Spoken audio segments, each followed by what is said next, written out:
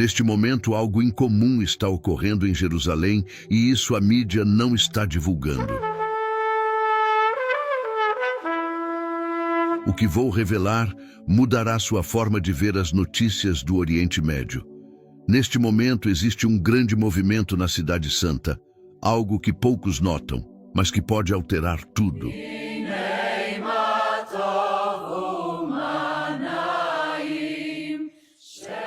Está preparado para ouvir essa revelação chocante? Vamos começar pelo início, para que você possa entender o que está acontecendo lá nesse momento. E você vai ver que vai fazer muito sentido.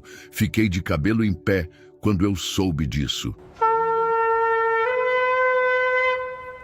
Durante séculos, pessoas aguardaram, observaram e oraram, e esse momento chegou. Agora a cidade mais santa do mundo faz preparos para algo único. Eles esperaram tanto por esse momento.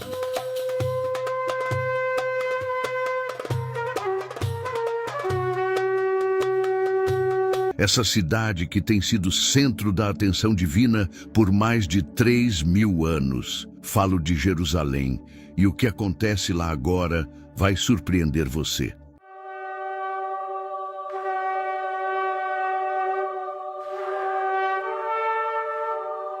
Quando lemos a Bíblia, vemos algo incrível. Jerusalém não é apenas mais uma cidade no mapa. É o centro de tudo que Deus planejou para o futuro da humanidade. Agora, em nossos dias, vemos coisas que os antigos profetas mal podiam imaginar. E hoje, tudo está se cumprindo. O mais impressionante é que a Bíblia nos diz exatamente o que vai acontecer nesta cidade. Não são teorias nem especulações. São profecias claras que estão se cumprindo diante dos nossos olhos e a maioria das pessoas nem percebe. No ano 70 d.C., o segundo templo foi destruído, exatamente como Jesus tinha profetizado. Em 1948, Israel voltou a ser uma nação depois de quase 2.000 anos. Em 1967, Israel tomou o controle de Jerusalém na Guerra dos 6 Dias. Cada evento foi um marco profético que nos aproxima do grande final e muitos não estão preparados. Agora, entramos em um novo capítulo. Este capítulo pode trazer mais destruição do que paz. Fique até o final para você saber exatamente do que estou falando. Pode marcar o início de algo aterrorizante. Uma vez cumprida essa profecia, não haverá volta. A cronologia dos tempos finais ficará estabelecida. O que acontece em Jerusalém agora não é acaso. Forças trabalham nos bastidores, preparando algo para o qual a maioria não está pronta. Quando eu disser o que é, você vai entender porque o mundo inteiro observa esta antiga cidade. A questão não é se algo vai acontecer. A questão é quando. Os sinais que vemos sugerem que esse quando pode estar muito mais próximo do que pensávamos. Jerusalém está se preparando, mas para que exatamente? Durante séculos, estudiosos da profecia debateram sobre o momento exato do retorno de Cristo. Agora temos algo que as gerações anteriores nunca tiveram. Vemos os preparos reais acontecendo em tempo real. Você não acha isso um pouco curioso? Não são símbolos nem metáforas. São eventos reais que você pode verificar com seus próprios olhos. Há 3 sinais claros que mostram que o retorno de Jesus está próximo. 3 sinais que ocorrem ao mesmo tempo pela primeira vez na história. Quando você entender o que significam, vai perceber que vivemos no tempo mais extraordinário de toda a história humana. E se você ama e aguarda o retorno de Jesus, deixe um comentário dizendo assim: eu aguardo a volta de Cristo. Apenas comente isso. Eu aguardo a volta de Cristo. E, por favor, clique no gostei. Agora, vamos aos sinais. O primeiro sinal tem a ver com um edifício que está ausente de Jerusalém há quase 2.000 anos. O segundo sinal envolve animais muito específicos que chegaram do Texas. O terceiro sinal diz respeito a nações que se posicionam exatamente como a Bíblia previu. Antes de entrar nesses detalhes, você precisa entender algo fundamental. O que acontece em Jerusalém não é importante apenas para judeus ou cristãos. É importante para toda a humanidade. Quando Deus intervém de forma definitiva na história humana, tudo muda. Agora vamos mergulhar no que realmente está acontecendo. O que vou contar fará tudo se encaixar como peças de um quebra-cabeça profético montado há milhares de anos. Lembra quando Jesus estava com seus discípulos no Monte das Oliveiras? Eles perguntaram algo que nos diz respeito hoje. Dize-nos quando serão essas coisas e que sinal haverá da tua vinda e do fim dos tempos. Mateus 24:3. Essa pergunta feita há 2000 anos é a mesma que fazemos agora. Jesus não ficou em silêncio. Deu sinais específicos, claros, falou de guerras, rumores de guerras, terremotos, fomes, mas também de algo mais específico, o retorno de Israel como nação e o que aconteceria em Jerusalém. Em Lucas 21:24, Jesus diz: "E cairão ao fio da espada e serão levados cativos para todas as nações, e Jerusalém será pisada pelos gentios até que os tempos dos gentios se completem." Durante quase 2000 anos, Jerusalém esteve sob controle de diferentes impérios gentios. Mas em junho de 1967, pela primeira vez desde a destruição do templo, Jerusalém voltou a estar completamente sob controle judaico. Essa data não foi acaso, foi profecia se cumprindo diante dos nossos olhos. Os tempos dos gentios estão chegando ao fim. Isso significa que entramos na reta final da história humana como a conhecemos. Daniel, o profeta, falou de 70 semanas determinadas sobre o povo judeu e sobre Jerusalém. Daniel 9:24-27. 69 dessas semanas já se cumpriram, terminando exatamente quando Jesus foi crucificado. Mas falta uma semana, a 70ª semana de Daniel. Essa semana final está prestes a começar. O que torna tudo mais incrível é que os sinais não aparecem um de cada vez, mas todos ao mesmo tempo. É como se Deus tivesse acionado um alarme cósmico e todas as peças do quebra-cabeça profético estivessem se encaixando ao mesmo tempo. Veja o que acontece agora no mundo. Israel está cercado de inimigos, exatamente como os profetas previram. As nações se alinham em blocos de poder que coincidem perfeitamente com as profecias bíblicas. Rússia ao norte, exatamente onde Ezequiel disse que estaria Magog. As nações árabes formando confederações. Tudo está tomando a forma exata que a Bíblia descreveu há milhares de anos. Enquanto tudo isso acontece no mundo, algo mais específico ocorre em Jerusalém. Algo relacionado a um edifício que não existe há 2 milênios, mas que precisa estar de pé antes que Cristo retorne. Os preparos para a construção do terceiro templo não são teoria, são realidade. Existem organizações trabalhando ativamente para que isso aconteça. Eles têm os planos, os materiais, até mesmo sacerdotes treinados. Só esperam o momento certo. Aqui vem o que vai deixar você gelado. A Bíblia diz que esse templo será construído sim, mas não para honrar a Deus como muitos pensam. Ele será o palco para o maior engano da história da humanidade. Alguém entrará nesse templo e se declarará Deus. 2 Tessalonicenses 2:4 diz: "O qual se opõe e se levanta contra tudo o que se chama Deus ou é objeto de culto, a ponto de assentar-se no templo de Deus, querendo parecer Deus." Percebe o que isso significa? O mesmo templo que muitos vão celebrar como sinal da bênção de Deus vai se tornar o palco da maior blasfêmia de todos os tempos. É um paradoxo profético que deveria nos fazer refletir profundamente sobre os tempos em que vivemos. Durante séculos, a reconstrução do templo parecia impossível. Os muçulmanos controlam o monte do templo com a cúpula da rocha e a mesquita de Al-Aqsa. Parecia que nunca seria possível construir um novo templo ali, mas as coisas estão mudando de maneiras que ninguém esperava. Você precisa entender por que esse templo é tão importante. Não é apenas um edifício religioso, é a peça central de todas as profecias do tempo do fim.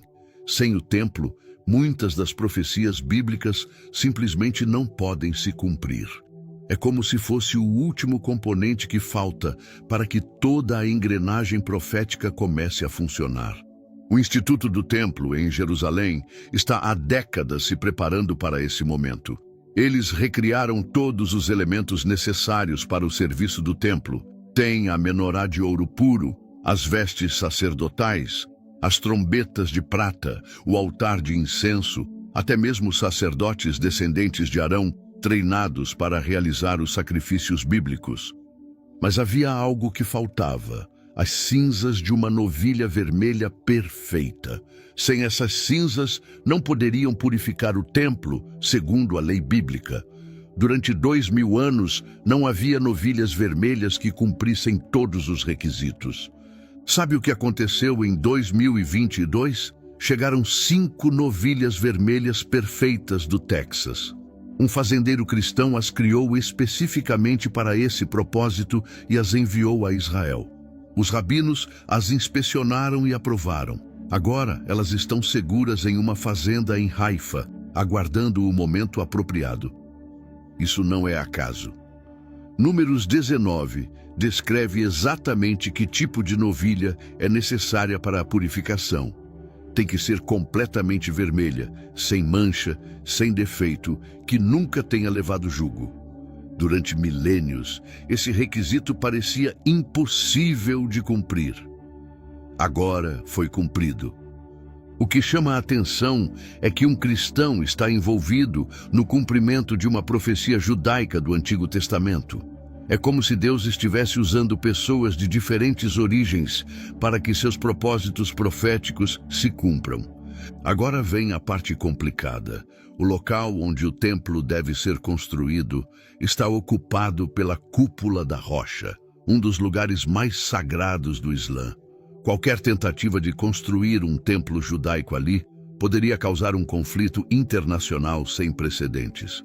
Há teorias sobre como isso poderia ser resolvido. Alguns arqueólogos acreditam que o Santo dos Santos do templo original não estava exatamente onde está a Cúpula da Rocha, mas alguns metros ao norte.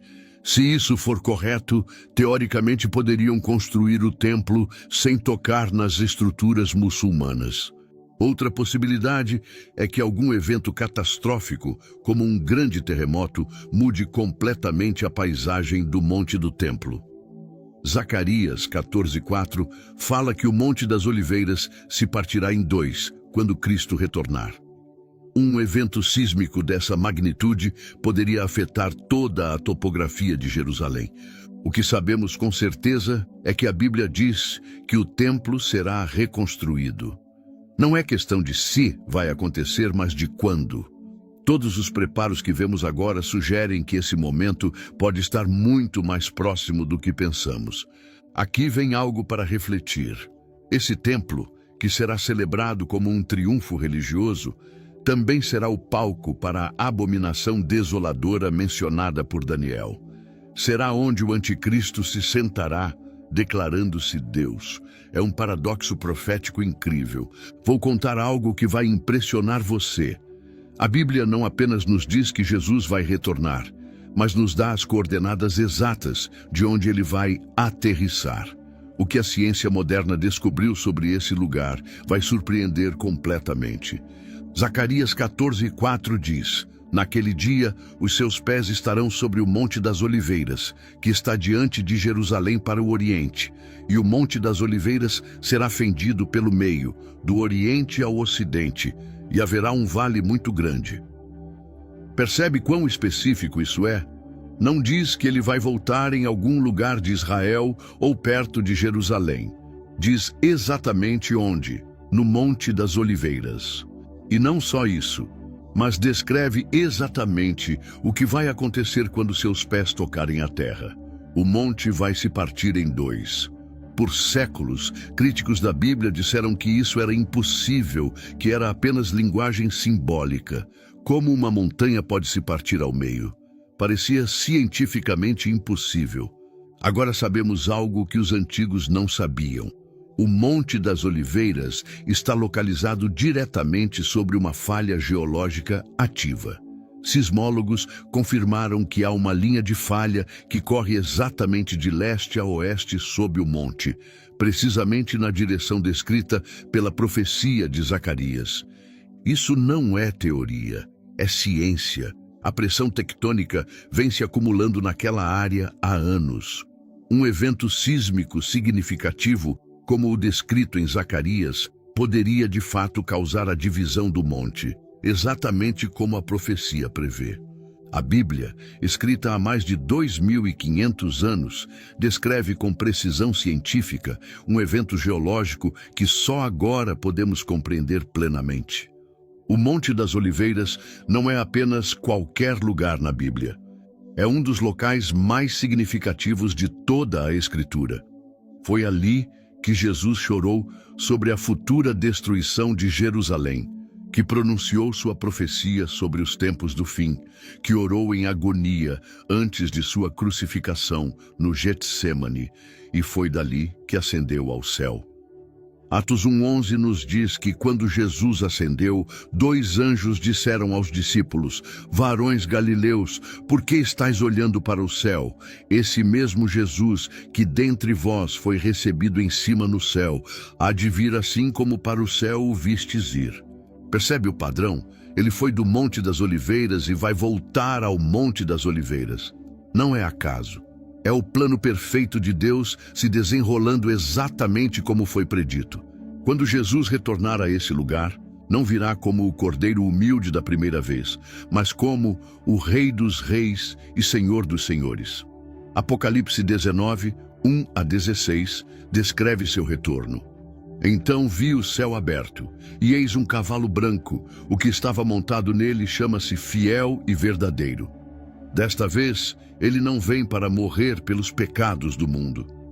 Essa obra já está terminada. Agora, ele vem para reinar sobre o mundo. Quando seus pés tocarem o Monte das Oliveiras, toda a topografia de Jerusalém mudará para sempre. Zacarias 14 continua descrevendo o que vai acontecer depois que o monte se partir. Formará um grande vale que mudará todo o sistema de águas da região. Águas vivas fluirão de Jerusalém, metade para o Mar Oriental e metade para o Mar Ocidental. Isso não é apenas poesia profética. É uma descrição de mudanças geológicas e hidrológicas reais que vão transformar completamente a geografia de Israel.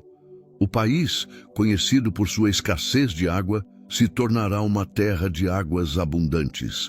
Cientistas que estudaram as falhas geológicas daquela área dizem que, se ocorresse um terremoto da magnitude descrita em Zacarias, mudaria todo o sistema hidrológico da região, exatamente como a profecia descreve.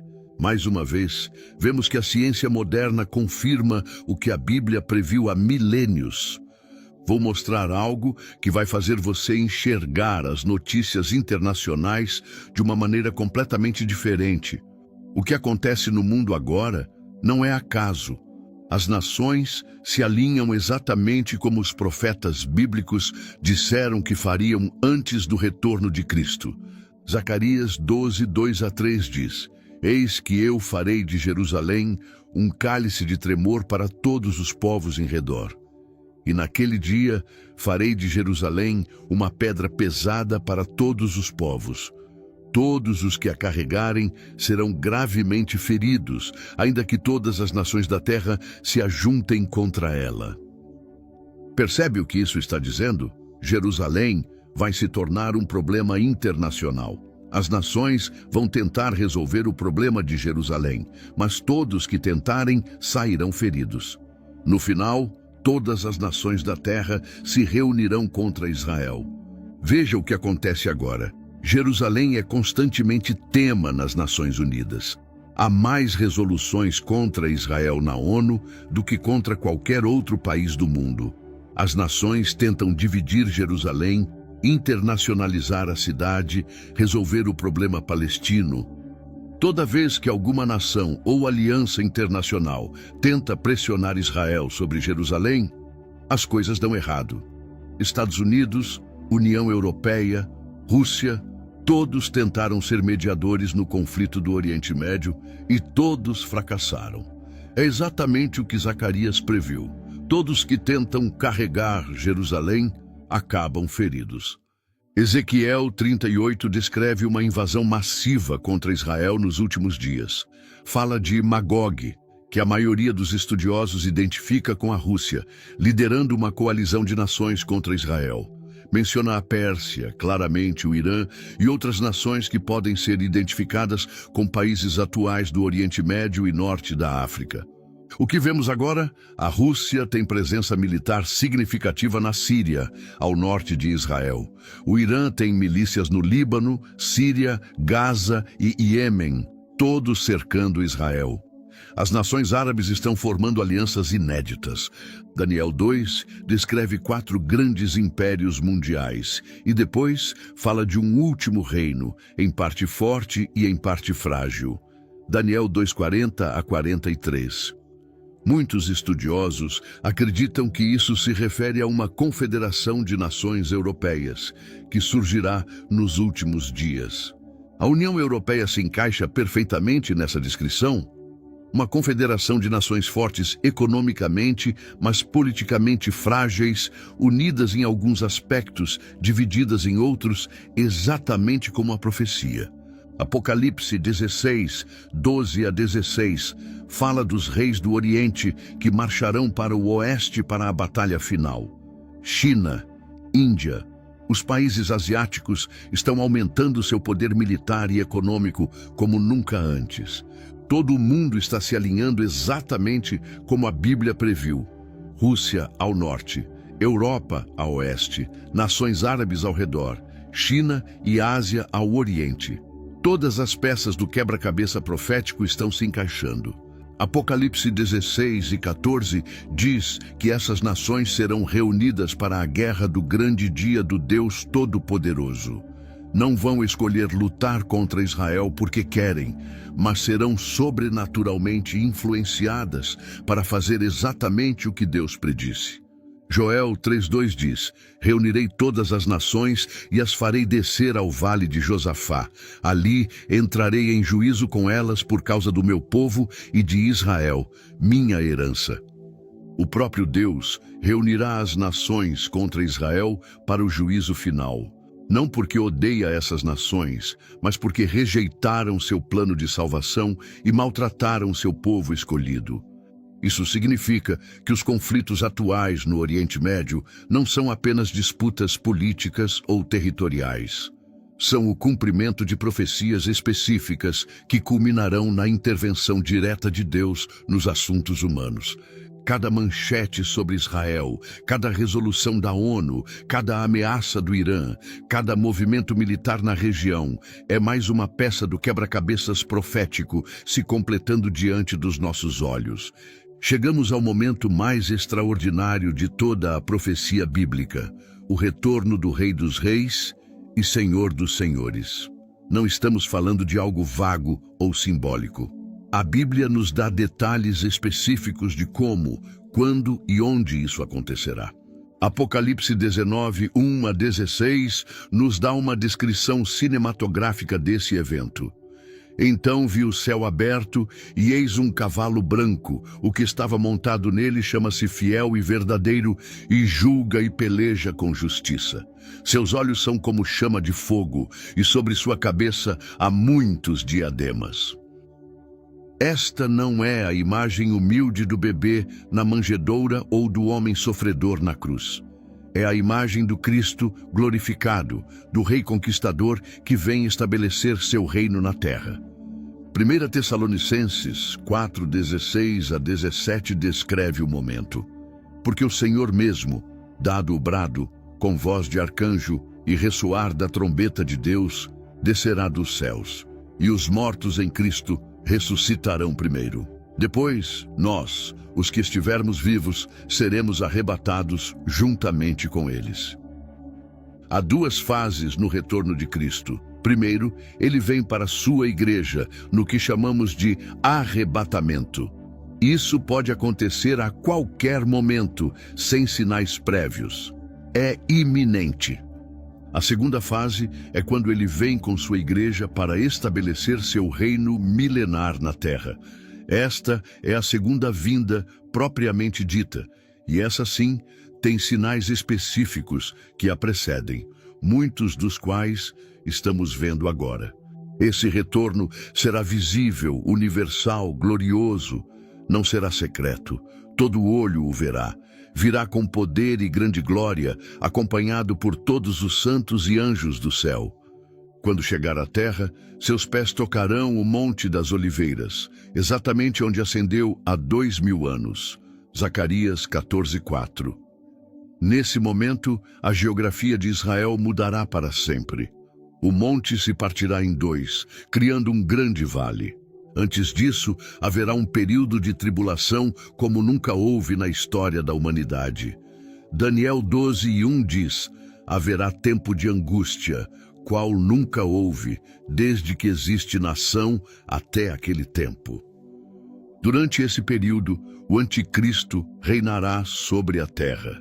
Enganará as nações, perseguirá judeus e cristãos convertidos durante a tribulação, estabelecerá um governo mundial, uma economia mundial, uma religião mundial. Mas seu reino será breve. Apocalipse 17:12 diz que os reis que lhe dão poder por 1 hora receberão autoridade juntamente com a besta, uma hora profética que representa um período muito curto.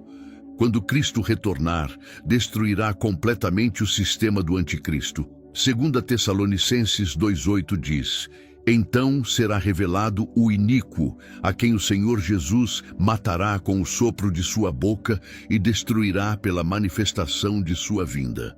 Não será uma batalha prolongada, mas uma vitória instantânea e completa. O mesmo que criou o universo com sua palavra, destruirá a rebelião final da humanidade com o resplendor de sua presença. Preciso contar sobre algo absolutamente aterrorizante.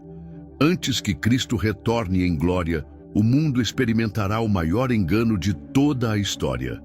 Um homem se levantará e enganará a maioria da humanidade, fazendo-os acreditar que ele é Deus.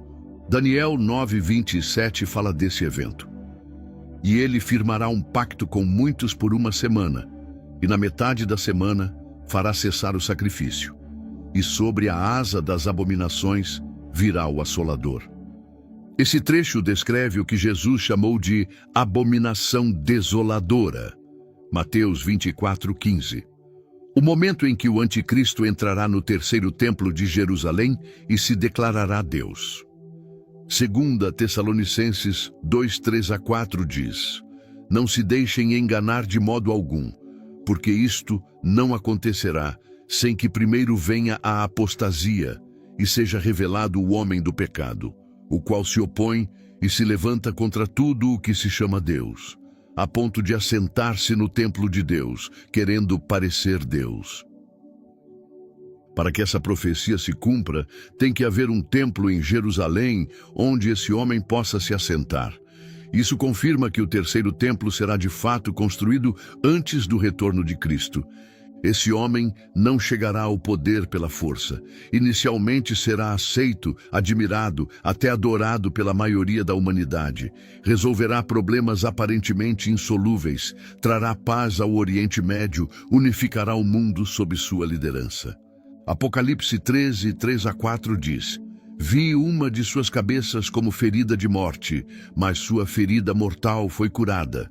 E toda a terra se maravilhou, seguindo a besta, e adoraram a besta, dizendo: quem é semelhante à besta? Esse homem terá poder sobrenatural, fará milagres, sinais e prodígios mentirosos. 2 Tessalonicenses 2:9. Será tão convincente que até os escolhidos estariam em perigo de ser enganados, se fosse possível. Mateus 24:24. No início, fará um pacto de paz com Israel. Durante 3 anos e meio, parecerá que finalmente há paz no Oriente Médio. permitirá a reconstrução do templo, restabelecerá os sacrifícios. Os judeus pensarão que finalmente chegou o seu Messias. Mas na metade da semana profética de Daniel, tudo mudará. Romperá o pacto com Israel, entrará no templo, interromperá os sacrifícios e colocará uma imagem de si mesmo no Santo dos Santos, exigindo que o mundo inteiro o adore. Depois de 3 anos e meio da tribulação mais intensa, Cristo retornará e destruirá completamente o reino do Anticristo. Será o fim da rebelião humana contra Deus e o início do reino milenar de Cristo na terra. Apocalipse 24 descreve: e viveram e reinaram com Cristo durante 1000 anos. Durante 1000 anos, Cristo reinará de Jerusalém. Haverá paz mundial, justiça perfeita, prosperidade para todas as nações. Isaías 2:2-4 diz: o lobo e o cordeiro viverão juntos. Não haverá mais guerra. As nações subirão a Jerusalém ano após ano para adorar o Rei. Diante de tudo que estamos vendo, surge uma pergunta crucial. Como devemos viver sabendo que esses eventos proféticos estão tão próximos? Como devemos nos preparar para a vinda do Senhor? Primeiro, precisamos entender algo fundamental.